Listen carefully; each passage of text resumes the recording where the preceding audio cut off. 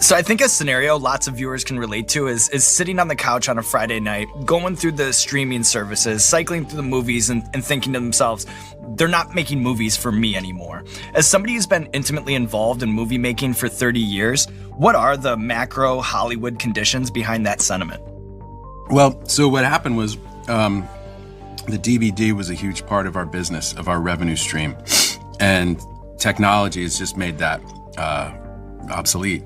And so the movies that we used to make, you could afford to not make all of your money when it played in the theater because you knew you had the DVD coming behind the release. And 6 months later, you'd get a whole nother chunk. It would be like reopening the movie almost.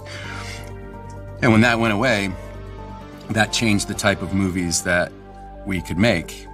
I did this movie Behind the Candelabra, and I talked to a studio executive who explained it was a $25 million movie. I would have to put that much into print and advertising, right, to market it, what we call P&A. So I'd have to put that in P&A. So now I'm in $50 million. I have to split everything I get with the exhibitor, right, the people who own the movie theaters.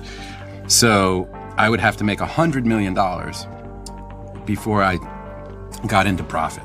And the idea of making $100 million on a story about like this love affair between these two people, yeah, I love everyone in the movie, but that's suddenly a massive gamble in a way that it wasn't in the 1990s when they were making all those kind of movies, the kind of movies that I loved and the kind of movies that were my bread and butter.